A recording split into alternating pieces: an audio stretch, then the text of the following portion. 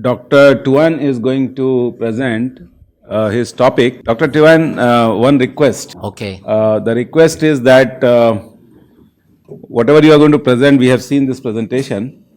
You have to make it based on the discussions which you have been attending since yesterday. What is the way forward? And how to create something which is going to be more practical to environmental geotechnology. Over to you, please. Good afternoon, everybody. So today I would present one of my work during my PhD. It is a little bit concerning with environmental geotechnologies. My topic is about discrete element method, investigation of granular backfill pressure in mine shaft. The problems for the underground mine system we need to close after exploitation. And one of the structure we need to backfill is the shaft. And the shaft is very special structure with a long, very deep and tube-like.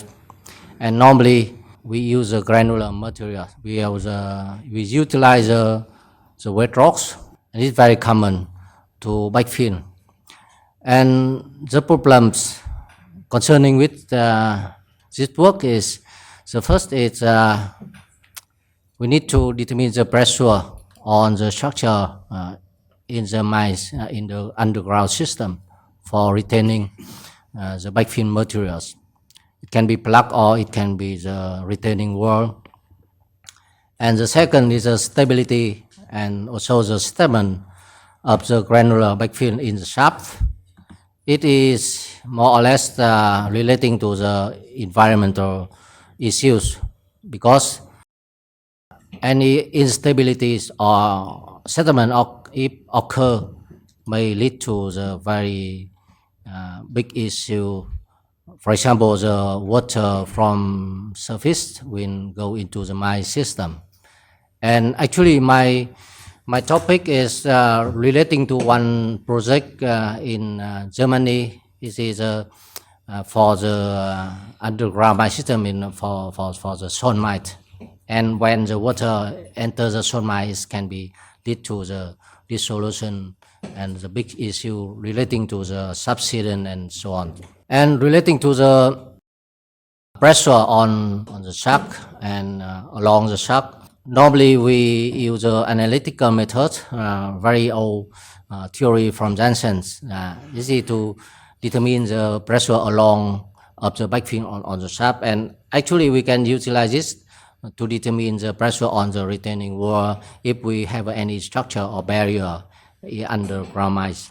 But yeah, the problem is maybe using this theory may lead to the incorrectly prediction, and that's why we utilize the DEM method to simulate the problems. Yeah, the concept of my study here, we use a discrete element method. I don't go deep into the approach here, but that gives the generalized concept of this. We use a very basic model of test to calibrate the parameter, because the parameter to input in the DM model is a micro parameter, and we need to calibrate using the different model. And here one of the model used for the friction of the particle is a RISPO test. And from the different calibration, different model test, we can obtain the micro parameter for the model. Can you click on the right pictures? And when we put in the parameter into the main model of the mining shaft filling, we can do the simulation. And here's some of the information about the material. Is a rock ballast, and using the discrete element method, we try to simulate to model the grain shape. But actually, with the grain shape is impossible. So I try to use a very basic clumps, and also the grain size can be mapped into the PFC model. And after calibration, for example, here the calibration of reciprocal test, we can obtain the parameter, the relation between micro parameter and the angle of reciprocal, and we can determine some change, and we can obtain the micro friction. After that, we put in the main model of shaft backfilling. And on the left side, you can see the sketch of the model of the backfilling work in the ring test. Actually, we have I have the data from the main test here, and I just try to simulate the main test into the 3D model. And here some parameter. I think it's not. We don't need to go too deep into the details, from the simulation we can obtain the results. For example, here the relation between the pressure and the depth, both vertical and horizontal, and we can also obtain the pressure ratio, and also the one small parameter is porosity. And it's interesting here, the porosity from the model we obtain is similar to what we obtain in the ring test. And by compare between the simulation result and the analytical methods, we can see the difference. And as we observe here, from the Jensen method, the depth of wick, the pressure become saturated is higher than prediction by the 3D discrete element method approach. And we have the comparison with the result from the ring test. Actually, the simulation from 3D discrete element method is more closer to the ring practice. And here the obtain from the simulation we can obtain the new formula. I call it the modified Jensen method to determine or to predict the pressure along the shaft. And by using the model, we can also simulate how the behavior of the backfill column in the mine shaft and how it occurs. We can determine the maximum or critical load of the plug on the plug to the granular column. And here is just one example. And here some conclusion. We can follow the backfilling problem using the 3D model, and it can be successful simulated. And I address here some of the limitation also, for example, the symmetry model or some of the minor factor relating to the model. I think is not so important.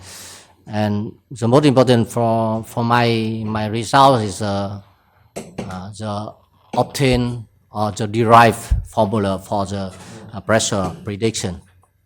And some of the problem relating to this maybe I can address. For example, in case of we cannot so far I haven't deal with the problem when water or there's a groundwater inside the shaft or something like that, and maybe in different case of different shape of shaft maybe lead to the different results.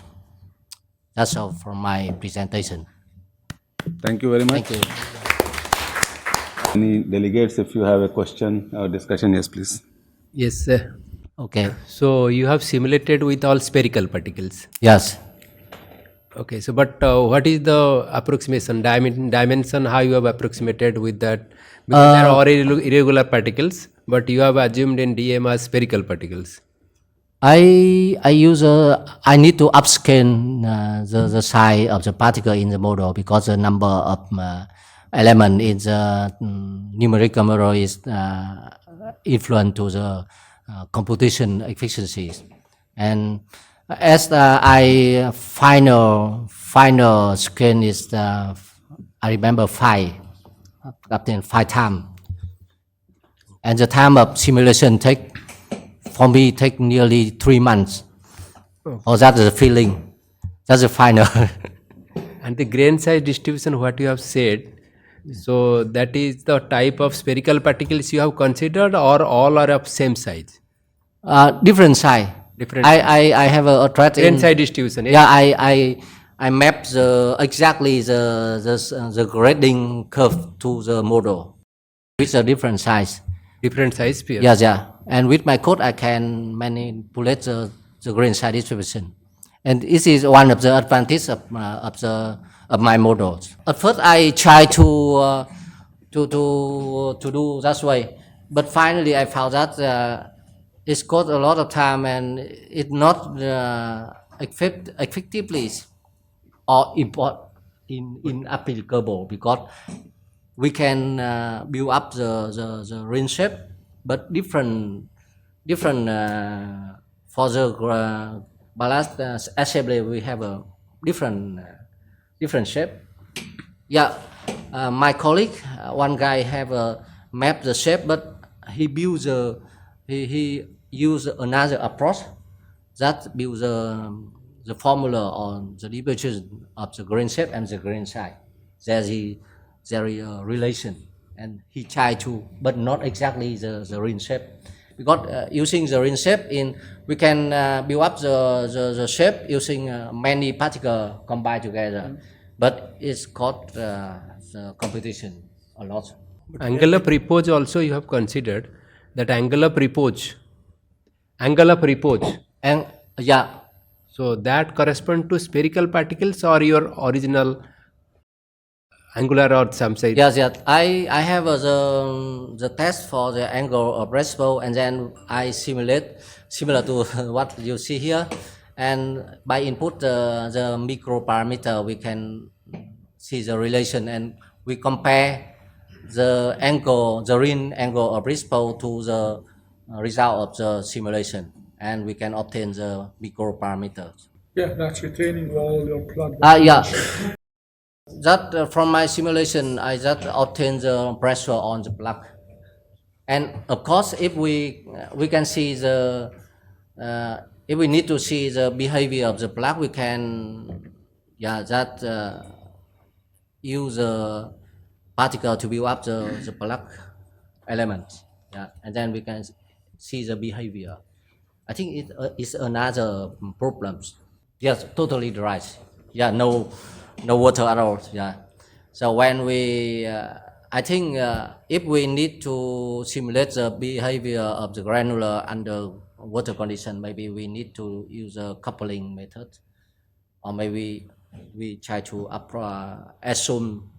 We must use some assumption. But here I think if you can consider the angularity, sphericity or morphology of the grains itself, then that will give you more practical results.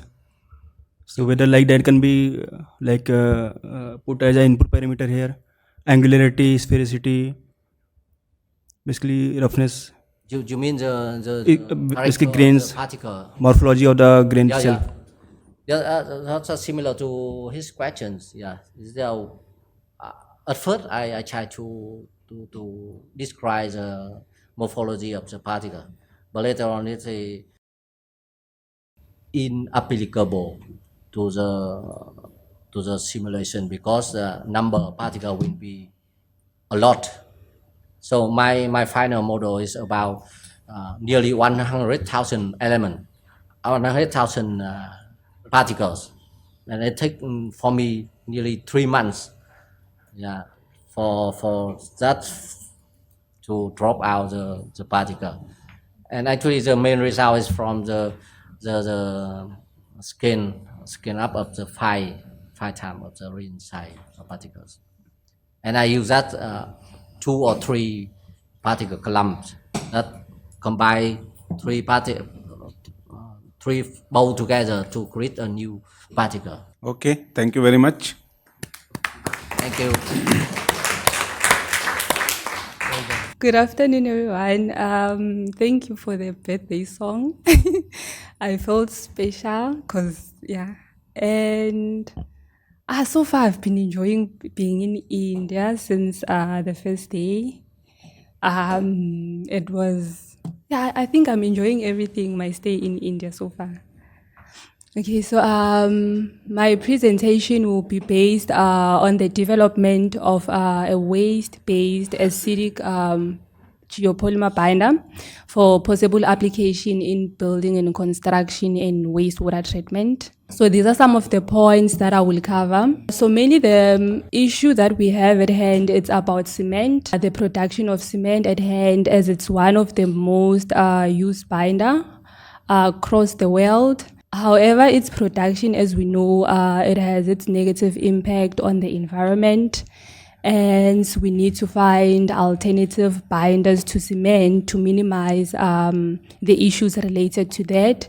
And geopolymers have shown that they can, substitute or assist in binders to minimize the impact related to cement production, as they utilizes waste material that are currently discarded into the environment, and they require low energy input and also immobilize some toxic chemicals. So geopolymerization, maybe some might know, some might not know. So it's mainly a process where an aluminosilicate is reacted to either an alkaline or acidic solution and allow for the dissolution of those aluminosilicates and form a gel into a binding material. That's how they find their binding properties. However, recently there has been studies done on the acid or phosphate-based geopolymers, and they have shown to have high mechanical performance, good thermal stability, and they also minimize in the high efflorescence that we normally get in alkaline-based solution. So these are some of the studies that were done using acid-based geopolymers. So with the alkaline-based geopolymers, there were so many issues that were now arising concerning their price and also contribution to the environment in how they are produced. So some of the studies done include the immobilization of electrolytes, manganese, and also the workability and mechanical properties actually showed high strength. However, another good thing that came up from the studies was the high temperature. So if you use high temperature to actually cure the geopolymers, you might now experience some cracks, and which means that they require a very low temperature for curing, of which is another positive point on the acid-based geopolymers. And so these are the bricks that were casted first on the other side using high temperature of about 180 degrees Celsius. But on the second side, that's where now you have a more clear bricks that were used and calcined within 40 and 60 degrees Celsius. That's also a limit to the energy requirement when now developing a binder. So these are some of the research problems that we've encountered, and I think we've discussed most related to geopolymers, related to global warming, so maybe to the significance of the research. So mainly in some municipalities, by the year 2025, the municipalities are anticipating full capacity. Hence, there's a need to actually find alternative to this waste to minimize the projected capacity. Hence, geopolymers will also assist in that, because they normally use, or they mainly use waste material, so we'll be solving that. And the production of activators are the major source of CO2 emission. So the use of a waste-based active binder will contribute towards the limit of, they will also contribute towards the reduction of the greenhouse gases emission that are mitigated by the year 2050 and possible alleviate the cement production, which is expected to account most of the greenhouse gas emission by the year 2050. And in terms of the environment, the waste-based geopolymers will also form a virtuous ecosystem, as they contain pea fertilizers that can be used by the plant. And geopolymerization technology is still a new technology which might require most people to gain or to be trained for such skill. So that's when now we'll also look into creating job opportunities and minimizing some high rate of unemployment by training new people for that new skill. And again, metakaolin was one of the material that is currently used to synthesize the geopolymer. Hence, the study that will now contribute to the body of knowledge by utilizing some of the locally available material that are discarded into the environment, and also contribute towards the National Development Plan for 2030 by providing affordable and standard housing if we are focusing on using waste, and also address some of the SDG goals. So these were some of the research gaps, some of the studies and the research gaps that we identify. Most studies uses metakaolin, and metakaolin is expensive. Hence, there's a need to now understand the reaction mechanism of other locally available material that can be easily now used or adapted in different communities. And phosphate rock is the main source of phosphoric acid, which is currently depleting. Hence, there's a need to find alternative source of producing phosphoric acid to minimize the depletion rate and also sustainability and cost involved. So now the main objective of the study is to actually develop a waste-based acidic binder that will be synthesized using waste material for application in building and construction and wastewater treatment. So the objective are to now find sources of material that contains phosphorus, and we have a lot of that from the steel production. They normally use phosphoric acid, so that waste can be converted to phosphoric acid. We also have some sewage sludge that we can use to actually extract the phosphoric acid, and also to develop a waste-based binder recovered from those waste material. And at the end, having a material that is synthesized using 100% waste. So the novelty of the study now includes that phosphorus extracted from sewage sludge, in research studies, it was normally used for agricultural purposes. So if we can turn that into something that can be now used as activator to geopolymer, and then the study will also develop a novel cementitious binder using waste and utilize that for application in building and construction. These are some of the things that will not be covered, which include the use of commercial alkaline activators and commercial acid activators in the study. We're only going to focus on a waste-based activators and material. So thank you.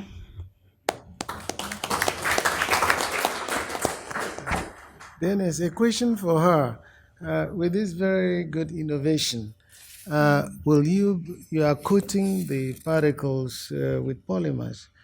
Can you change the surface charge to, say, negative surface charge so it can be used to absorb so much heavy metal that is present in acid mine drainage and many other things? Will you be able to do that? That would be great if you can. I will also look into that, because I think it's also one of the challenges that we have in South Africa, the acid mine drainage and wastewater. So I will take that into account in the study. Yeah, so that is not just physical absorption, but chemissorption. That will make the things stay for much longer. Okay, thank you. Collaborate with them and write something. Yes, actually, as you have said, mostly we use alkali activated. So that just to simulate with the cement, the high pH, because the cement is around more than 12 or 13 pH. So that was the motivation. But now you are saying that acid activated. So in that case, what is the basic pH where you are looking for? Okay, so the phosphate based geopolymer, I didn't look at the pH, but the strength was one of the motivation, and the highest so far that was reported was around 90 and 100 MPa. Strength, yes. Strength is 90 MPa. 90 MPa, yes, and around 100 MPa. And you have used this phosphoric? Using phosphoric acid, yes. So have you heard of the term called phosphogypsum? No, we're not using phosphogypsum, because phosphogypsum has its own negative impact. So this is same one. It is an industrial waste. because what our chairman was saying, if you can really use another, because you said kaolite you are not going to use because it's Yeah. Have your mouse? so It's similarly, you can avoid it. Instead of phosphorus, you can use phosphogypsum, which is an industrial waste from fertilizer plants.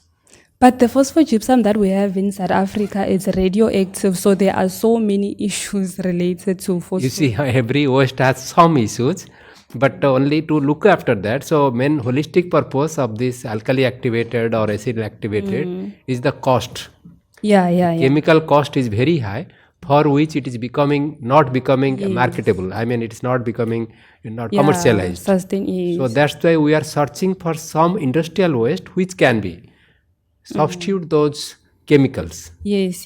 So when we are talking about acid activated, so I said phosphogypsum. It also contains phosphorus and the pH is also acidic. Yes. So there's a waste that I actually use that also contain phosphorus, which is from the metal extraction. So when they were busy doing metals, they normally use phosphoric acid. So there's that waste that Yes, also that's contains. true. That's yes, true. Yes. So that other places it can be phosphogypsum. That's what. Yes. So I'm running away from the commercial one because of the cost and thank you.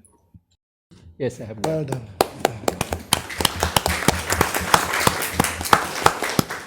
So thank you very much for being here and telling us about your expertise. I thought it's a good idea to inform you about what we have done so far, and that's how I have named our activities. Our means the host institution, Environmental Geotechnology Group, which I have named as the ENVGOs. And these are the guys who are associated with us in whatever way. They are my consultants, they are my advisors, they are my evaluators, they are my students, ex-students, everybody. So I hold two families, that's what I always say. One is the professional and one at my home. So I'm going to talk about here what we have done so far. This is a lab, please, most welcome to visit it. We call it this as an Environmental Geotechnology Laboratory. And those of you who got a chance to go through the book which I have written during COVID time along with my co-author, Mr. Goli, who is going to defend his PhD tomorrow. He is the co-author of this book. So on the first page, you will find this picture, which is a story in the Indian philosophy, which shows that there is a pitcher pot which has water lesser than the height where the crow can drink. So crow is intelligent enough to take out the pebbles, put them in this pitcher pot so that the water level rises better than Archimedes, and then he or she satisfies herself. So this was the genesis of my research journey, which I have described as the basic motivation for me to indulge in the needs-based instrumentation. So our lab does mostly the needs-based instrumentation. Fortunately, unfortunately, we were not very lucky to buy very expensive instruments. And that forced us to create something on our own, which I call as needs-based. So everything and anything which comes to us, we try to create an instrument, a facility, and that is needs-based. So has been the famous Panchatantra story. So those of you who understand the Indian philosophy and mythology better, these are the stories which are very motivating, stories which are taught to the undergraduates, newly born kids even by their grandparents. Every toddler in her early childhood. So this is the story of the thirsty crow. What this story tells us about is, as a researcher, what could be an idea, and then what is the necessity and how to create invention out of it. And that's how the environmental geotechnology has gone through in my laboratory with my research group. And you are realizing that my students have made me what I am today, because when I discuss with them, they ask me a lot of questions and I ask them a lot of questions and so on.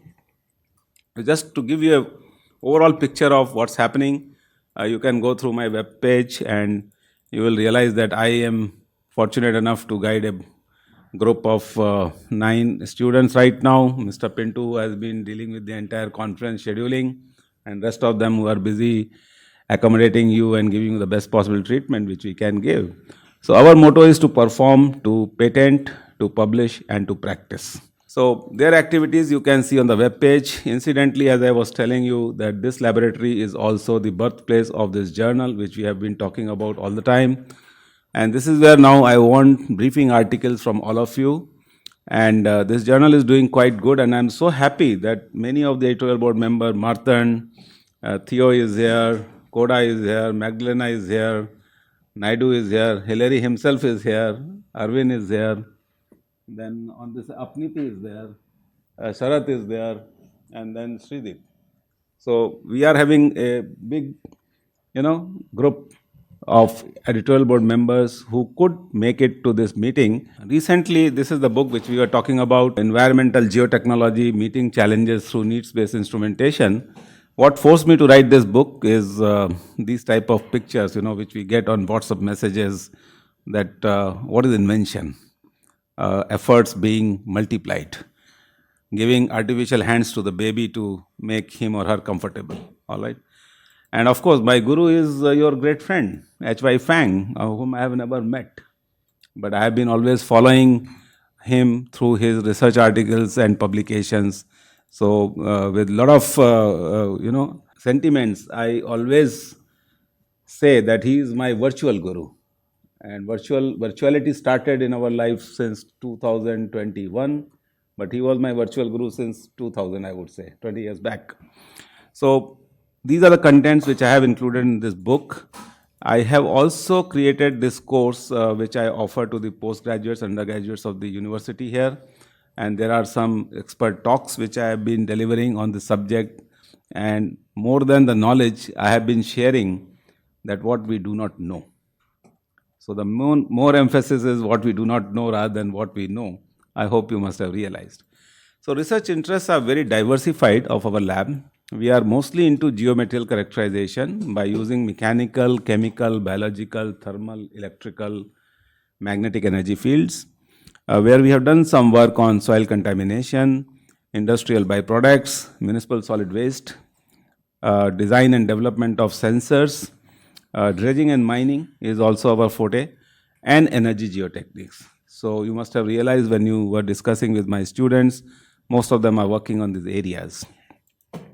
Now, what I'd like to do is I will like to introduce my research team to all of you, and just to quickly take you through what they are into.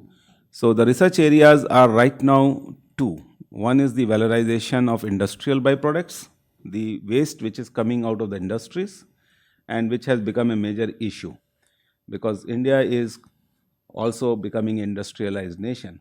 So the more and more industries means more and more waste is being generated, and this waste is creating a very big problem.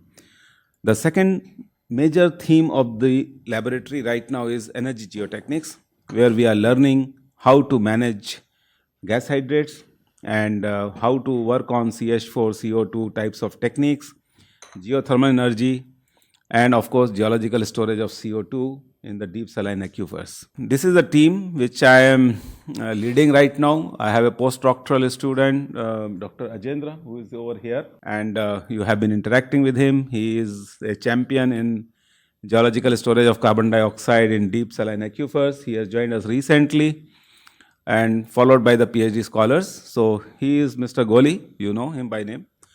He has been working on investigations to establish landfill mines residues as anthropogenic resources in sustainable development. Thank you, Professor. So as discussed by Professor Singh, our lab majorly right now working on two verticals, that is one utilization of municipal solid waste as well as industrial byproducts, and another one is energy geotechnics. And myself working on landfill mine residues. The basic motivation is most of the municipal solid waste is being transported and dumped in unscientifically created landfills and dump sites. However, the major issue is the major issue is the contamination of groundwater as well as release of methane, etc. And there is an occasional fire breakout in these facilities also, which is releasing a lot of toxic gases.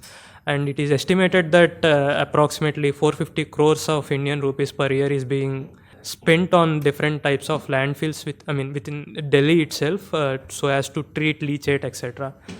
To overcome all these issues, one of the ways is to come up with landfill mining, so that so to overcome all these issues, one of the ways is to, like, these are the some of the statistics. One of the ways is to come up landfill mining activity, and this activity will incidentally lead to fulfillment of many sustainable development goals, like good health and well-being, and good health and well-being, clean water and sanitation, affordable and clean energy, sustainable cities, etc. So landfill mining is basically the nothing but similar to conventional mining, but removal of or mining of resources from the existing landfills and dump sites.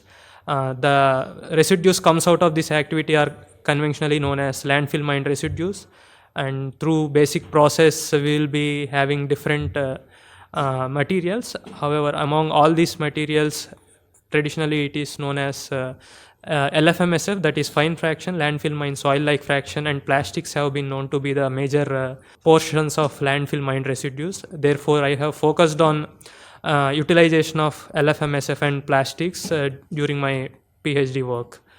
And the landfill mine residues are organic rich materials, and they are also having some kind of trace inorganic contaminants. And after going through different various research, I have realized that there is a need for understanding the characteristics itself, and that has been established for the applications in compost, RDF, as well as structural fill material applications. And subsequently different easy to use relationships have been proposed. Therefore, the practitioners will be benefited from the characteristics that have been obtained from LFMSF. And apart from that, it has also been realized that the landfills, the LFMSF is good at having pH buffering capacity, and being a material comes from mining landfills, which are major source of plastics. They are also found to be a huge source of microplastics. Incidentally, we have realized that these methods have not existed. Therefore, I have established these methodologies. The detailed investigations I will be presenting during my defense seminar. I request all of you to be available there. Apart from the second major fraction which I have focused on was landfill mine plastic waste utilization in combination with LFMSF fine material. Therefore, the contaminants of LFMSF can be bound together within the matrix of landfill mine plastic waste. But the question is it so easy to bind the material and have a product or a composite that is usable for civil engineering applications? It is not so easy, because as already discussed, the plastic waste is not a combination of single polymer. It has like at this point of time, we have more than 10,000 of different polymers that are available in the environment, which are not compatible with each other most of the times. But as a civil engineer, we use most of these polymers in different applications, like geotextile industry, and then soil stabilization, etc., and waste management, all these aspects. Therefore, at this point of time, we realize that there is a need for having a concept of polymer science a part of environmental geotechnology techniques itself. Therefore, we will be able to have a comprehensive idea about this subject, because not only in plastic waste recycling, even in dealing with microplastics, PFAS, and other contaminated soil applications, we need to have this comprehensive understanding before going further. And like, this is very brief, I would say. I would request all of you to be present if possible during my defense. Thank you very much. I'll be able to discuss more. Thank you. Thank you very much. So let me introduce to you my ex-colleague and present professor at University of Curtin, who happens to be here, Professor Abhijit Mukherjee. Thank you, Dian, for introducing me. My name is Abhijit Mukherjee. I'm at Curtin University in Western Australia, one of the remotest cities of the world. Very few people actually go there, so we try to promote our city all the time. I worked at IIT Bombay. I realized today, 17 years back. So that's a giveaway about my age. I'm very old. We are generally interested in geotechnology in a very big way. We are a mining state, so we have critical minerals, gold, also rare earths mining, and therefore we generate a lot of waste, and we need to use them back into some kind of beneficial use. Part of my research in that area. Wonderful conference here. Had I known that all the speakers are there, I would have probably come and spent a little bit longer time. Thank you very much. So fine then, Abhijit. Thank you very much. Thank you. So yeah, let me introduce now you to officially Prathvendra, who is working on his topic, utilization of waste rubber for sustainable development. Yes, please, Prathvendra. Yeah, so good afternoon all. Here I am going to talk about my research topic and why I have chosen to work on this topic. So here currently we have acute crunch of sands and gravels, and we need some anthropogenic material which can replace these materials. And every year we are generating millions of tons of rubber waste whole across the world, and in India also we have a huge quantity of waste rubber. So it is expected that by 2030 we will be generating 5 billion tires every year, and ultimately if we are storing or stockpiling it results into tire fires, and ultimately leads to geohazards. Here it creates unpleasant ambience, then there are several geo-environmental issues, and which ultimately affects the sustainable development goals. So these are the sustainable development goals which gets affected due to dumping of waste rubber tires here and there. So keeping this in mind, I have started to working in this topic. So first thing that what till now what have been done in this area. So people have generally researchers focused on its utilization in rubberized concrete or in LCRS people have discussed. But what happened that what is happening at the micro level, how the properties are changing. So there is some missing links which I am trying to connect. So first thing is that what are the properties of this material itself as compared to sands and gravels. What are the thermal hydrological behavior of this material? So here I am trying to understand the THMCB, thermal, hydrological, mechanical, chemical and biological conditions on how this will affect the property of the material itself. And then here I have performed various experiments, and currently we are writing papers. So once it will get published, I will share with all of you. And then the other component is the here the grains itself are deformable in nature. While in the case of natural aggregates, we have rigid grains and the matrix can deform. But here grains itself can deform and the matrix will deform. So we have flexible porous media. Here this I am trying to establish that how to differentiate between grain deformation and the matrix deformation, and ultimately what is the surcharge which can be established to stop this deformation. And then the last part is the composite part here, rubberized concrete and polymer composites. How the interfacial transition zone is changing with the addition of rubber in the concrete. So in the case of natural aggregates, we have some ITZ. In the case of rubber aggregates, it will be something else. And how to quantify that interfacial transition zone, that I am trying to work on. And the other part is the polymer composites. Here, waste plastic and waste rubber, and whether we can make some polymers out of it which can be used to replace our natural polymers or plastics, then that will be very good. So here in the case of sands, we will be having crushing of the grains maximum, which will lead into the deformation of the matrix. But in the case of rubber, there will be deformation in the grains itself. So this has been tried by earlier researchers. But here at the field scale, how to mix these two materials itself is a question. Because the specific gravity of rubber is between 1.02 to 1.28, while for sands it is 2.72. So due to the contrast in the specific gravity itself, there will be segregation of the grains, and at field scale this type of mixing is not possible. So here I have tried to hypothesize how the transfer of heat and electrical flux could happen in the sand rubber mixtures. So this is all literature review part, and this we have published. So those who want to read more about it, they can refer this paper. And other part is the rubberized concrete part. Here we have I am trying to establish this ITZ, interfacial transition zone, and how why the strength properties are decreasing with the addition of rubber particles. Why the reason behind the formation of weak strength zones. So this is other aspect, and that also has been published, and those who are interested, they can refer. from like professor's website, and those who are interested to know more about my topic, so they can interact with me anytime. So thank you very much. Thank you.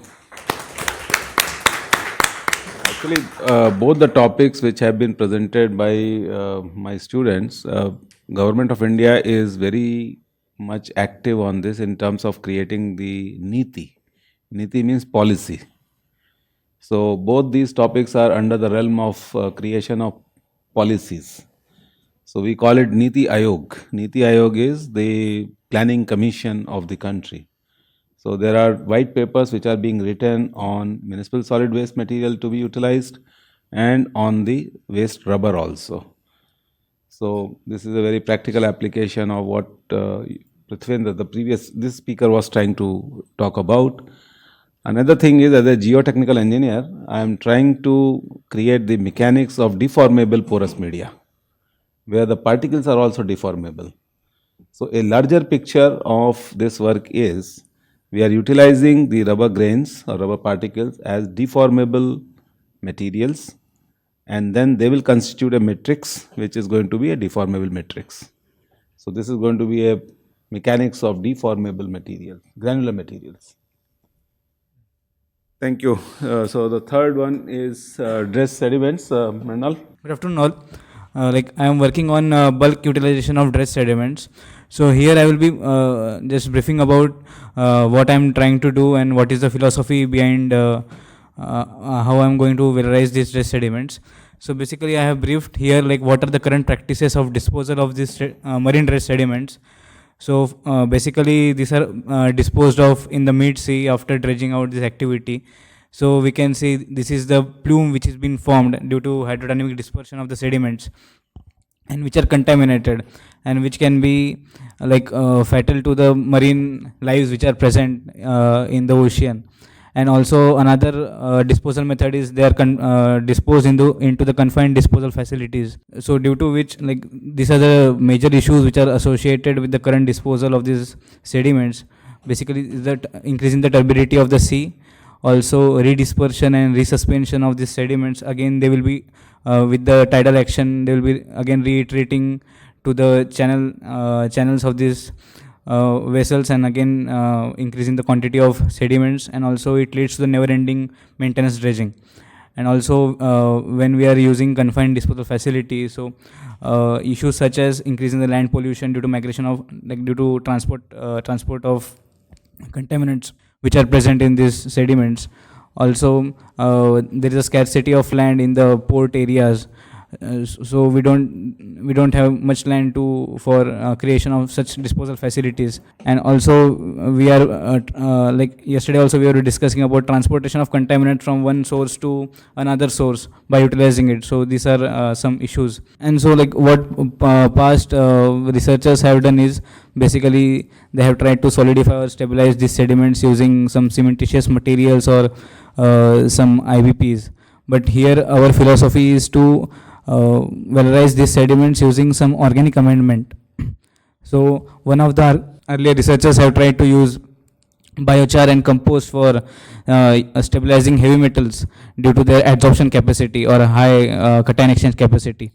So such similar material is available in the coastal cities like Mumbai, which is landfill mine soil lake fractions, which is a byproduct obtained from biomining of the landfills. So this can be potentially a material which can be amended with sediments to create man-made soil. So this is a classic example of amending soft soils with organic rich material.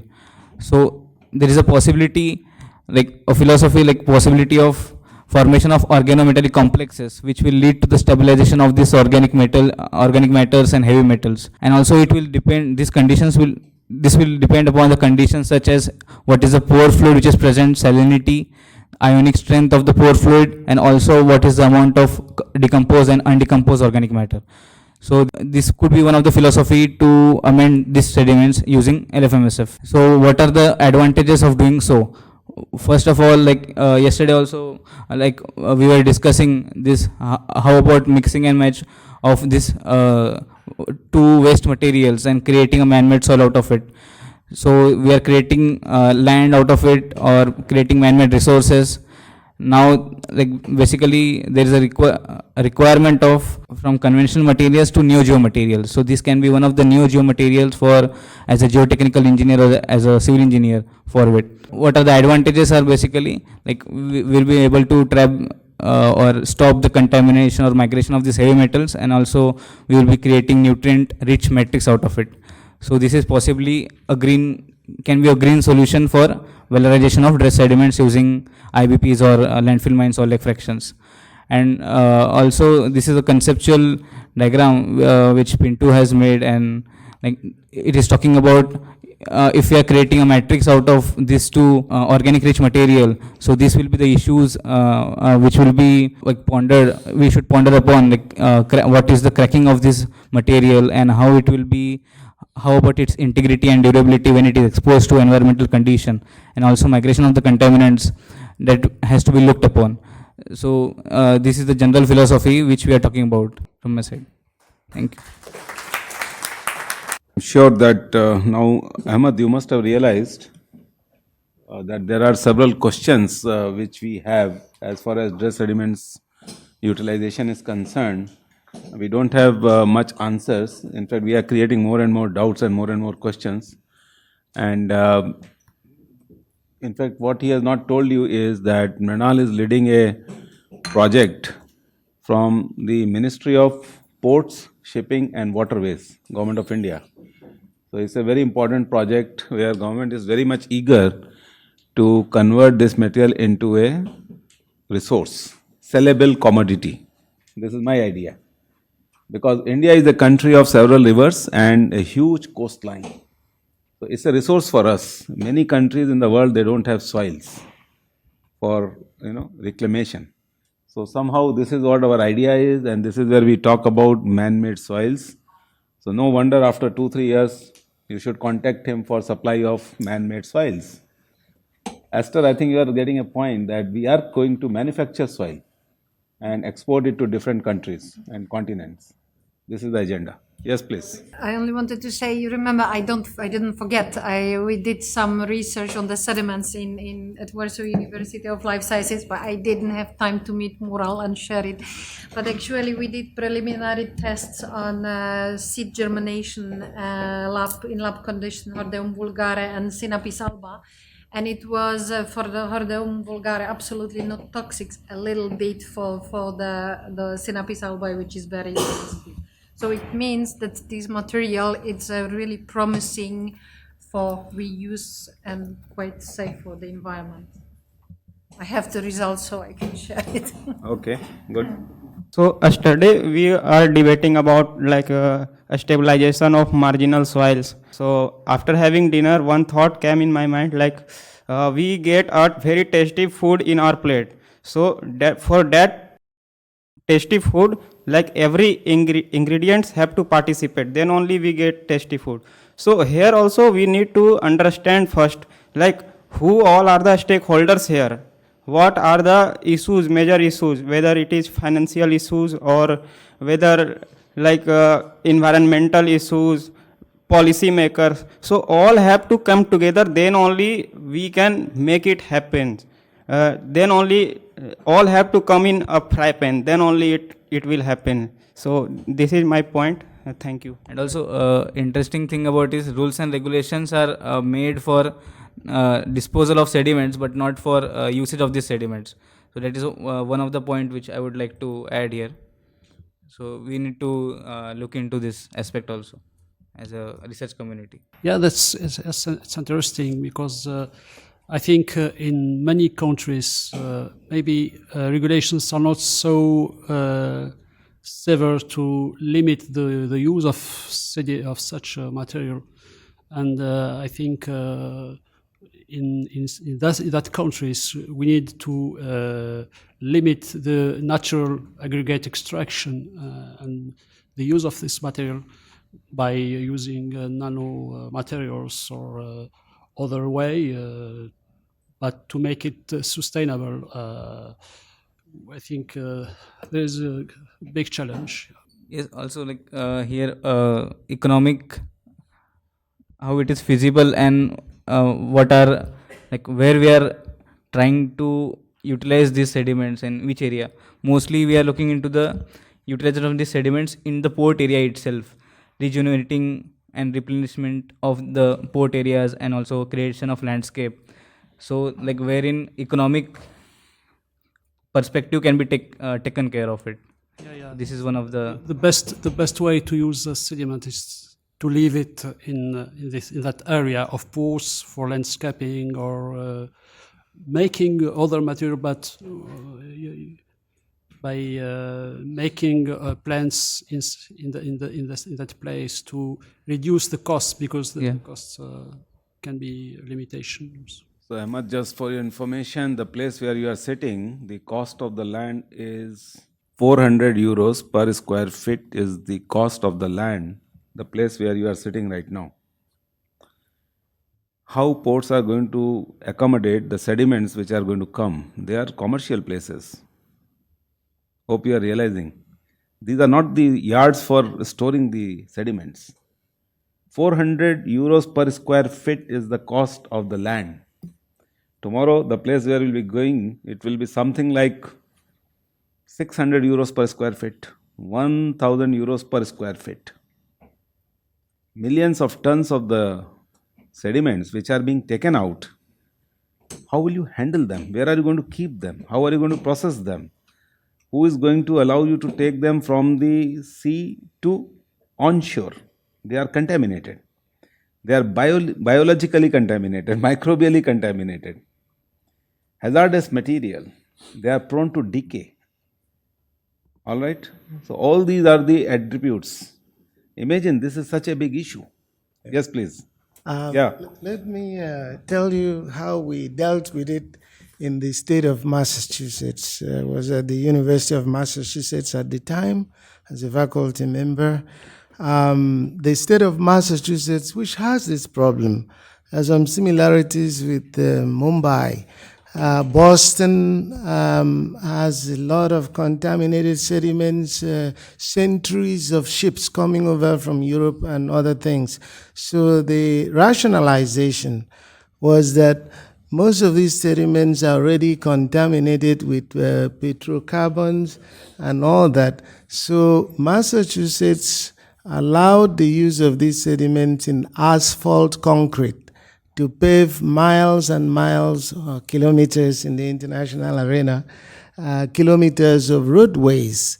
Why? Because roadways constitute the best opportunity for use of these materials in very high volumes.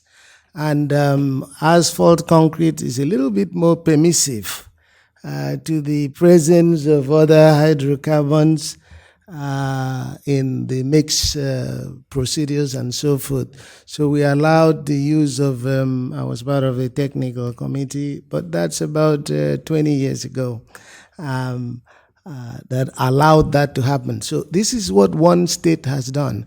But jurisdictionally, that is done state by state, because the highway departments have to be involved, and those highway departments are generally state-based with their own standards and so forth. So this is how one problem was solved in that state. I have a question, actually. So what you dredge and these sediments, you're not storing them in Mumbai, which the real estate is so prime. But that's one thing, because you mentioned. The other thing is like in the case of the waste that we were talking about, they were willing, the sponsor is willing to give it for free or even pay somebody. No one wants to take it. Now, if you ship them like oil across the globe, I mean, who would buy that? And besides, the oil is a commodity that they can buy like $80 a barrel or whatever.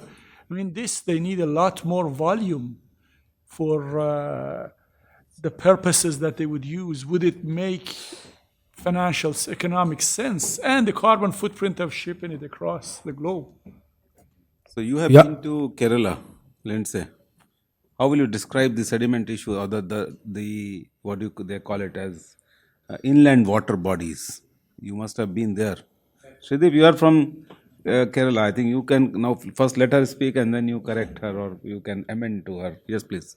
What is your experience of being in a houseboat inside the backwaters And how do they maintain it? I was there around 9 years ago. Problem was still there.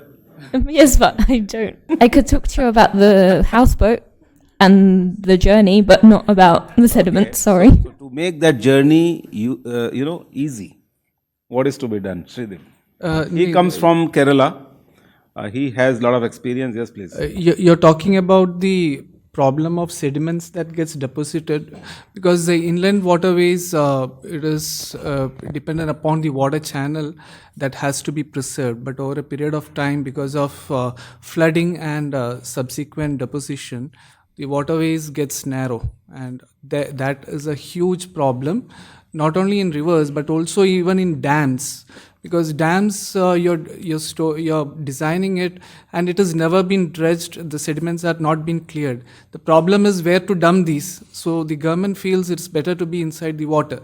But we are compromising the huge storage capability of the dams in the process. So what happens? It's a flooding season now. After 2 months, again there's a problem of water shortage. You receive huge amount of rainfall. Kerala receives one of the best amount of rainfall in whatever forms, but then by January, February, you talk about water shortage and power cuts. So this is all related to the problem of sediments, and there are no guidelines available for dredging. The main reason is how to handle it. That's probably what processing is trying to handle. Thank you. Yeah, I think this is a very pertinent topic, particularly concerning India. Apart from the port dredging, all our waterways leading to the ports, the kind of money what we spend as a nation is unimaginable. Every year, few thousands of crores will go, approximately 1 lakh crore. That's the one aspect. Second aspect is, I think, as a geo-environmentalist, now the new problem right now we may face over a period of time, particularly in the state of Kerala. Due to global warming or the global changes, whatever you name, the recent extreme events are becoming quite frequent, particularly precipitation point of view. And then nowadays, because of so many land use pattern change and so many other things, the erosion is becoming one of the prominent aspect. So we are eroding hell lot of material on the upstream side, then depositing in the downstream side streams, rivers, and so many other things. As a result of that, the drainage capacity of all these infrastructure is going down and down. So now the dredging of right now, I think people are worrying about dredging in the sea and then port.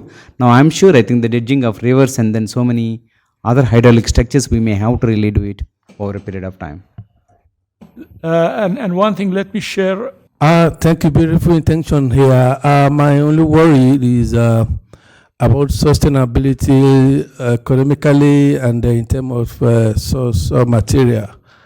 And that's number one. Number two, I look at it as a way of indirect sand mining. I mean, direct way of mining sand, and which is also a source of environmental degradation. So how will this be covered in this project? How do we look at the sustainability in terms of material and economic? Then two, how will it not look at the end of the day as a way of environmental degradation by mining sand sediment indirectly? Thank you. One thing, I mean, we talked about the future, but you could have a crystal ball about the future if it happened in the past elsewhere. I lived in Boston for 8 years, and toward the end of the time that I was moving from Boston to Boise, I was briefly involved in a project. There's an area in Boston, Hillary knows, Back Bay, which is basically backfill material and sediments dumped years ago. And then they built these brownstone, beautiful, multi-million-dollar buildings. The way they built them, they had timber piles. Now that could be a problem with other material too, and then granite blocks on them, and they built the buildings. And they were all fine, because timber is okay if it's always dry or always wet. Because of climate change, now the sea elevation, because of extreme events, goes up and down, up and down. So these timber piles that lasted over a couple of 100 years are all rotten. And that's a problem, and detecting them, you can't compromise any of these historic buildings. That's a big issue. So there's a lot of things that unforeseen problems that, unfortunately, the only way we have is either modeling or historical data. So just a side problem. Excellent. Yeah, Lunga. Yeah, actually, it's in line with what the colleague is raising, where you are thinking into the future. Because, like I told you, I'm from a disaster risk background, where I'm looking at, are we not creating risk? You were talking about perhaps the future, we might be selling the soil and so forth. And we have realized where at times you take a certain substance, you put it in another environment, it really creates a lot of problems. We currently in Africa, we are having problems of invasive species, which are brought from other areas. And there are so many examples which we can cite. The example of Australia, where the rabbit was introduced and things like that. So that's the thinking I was having, to say, correct, yes, you are getting the soils, excellent, you are solving a problem, but are you not going to create another problem? Yes, thank you. Yeah, Majid Hussain, you come from a city where you have a huge problem of sediments. Please throw some light in the northern part of the country. Actually, I come from North India, Kashmir. So we have one natural water lake, that's Dal Lake. So every year they dredge a lot of material from the bottom of the lake, but there is no place to actually dispose it off. So another time it rains or little rise in the water level, it goes back into the lake. So this process has to be repeated. And in also 2014 floods. So it was because of the deposition of the sediments that the carrying capacity of the main river Jahlim, that actually drains into Pakistan. So that was, you can say, significantly down, and that caused a lot of damage to both to property as well as life. And the main cause was once again this sedimentation or deposition of the sediments. But luckily we don't have contaminated sediments. You have. Right, yeah. So we have basically biologically, but not industrial. Yes, you have. Biologically contaminated. Be very careful, you have. Yeah, so not industrially, because industries are not much. All your houseboats. Yeah. So in the they are lake. the source. So imagine what's happening. Yeah, I completely agree with the idea of the valorization of this dredge sludge. And just to share with you some of our experience in Thailand, that we are applying the bioengineering to reduce the soil erosion. So we use the dredge sludge, and we combine, very similar to Dr. Bruno as presented, with biochar and compost. And we find that actually we perform some crude LCA analysis, and it's a transportation cost that is quite decisive.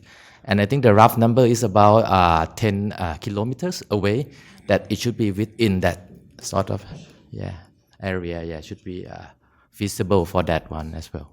Yeah. Yes, exactly. Very philosophical answer to your question. You are selling cement, and everybody knows the ill effect of cement. Correct? Now my wish is to sell soil which is man-made. You tell me what crime I am doing. When you are selling cement, I am selling man-made soil. Point to think. Okay. Yes, please. Yeah, Shashank. The another issue when you're disposing of the dredge sediments into deep sea is it's disturbing the marine ecology. And the amount of maintenance dredging that I think India spends is a few $100 million every year. Yes. Yes. On capital dredging, I think we're spending at least a few $1 billion, if not anything less. Yes. 29 ports, major ports. Major ports. Yeah. So many private ports to come up in the country. Yeah. Also inland waterways also. Inland waterways, major rivers, Brahmaputra, Ganga, and all. And moreover, when you're disposing it off in a wrong place, you're actually affecting the sediment dynamics to the adjacent ports as well. Yes, you're right. Major issue. Yeah. So the sediments, what we are saying and what we are discussing, we have to have a big team working on it. Very dedicated team. Hope you are realizing. Yes, please. By the way, in the to address his point.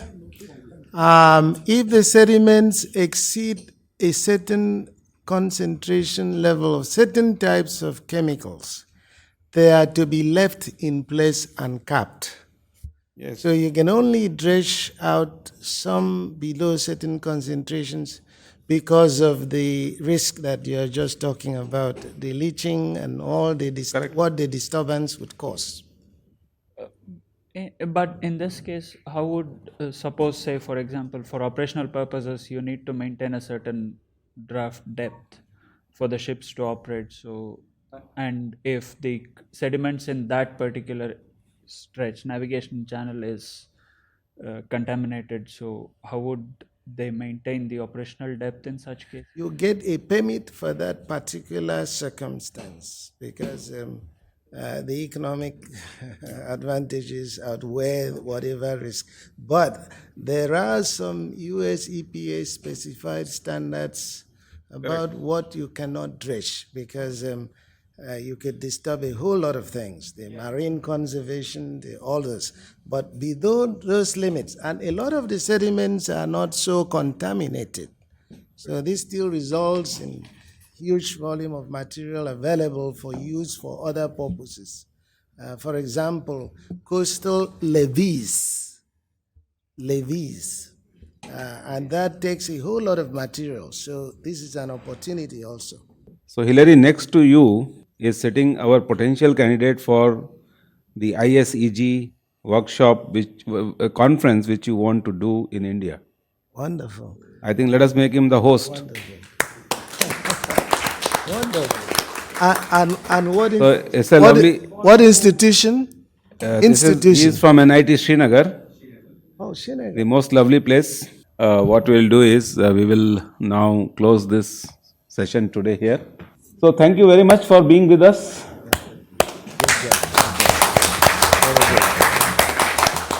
Very good.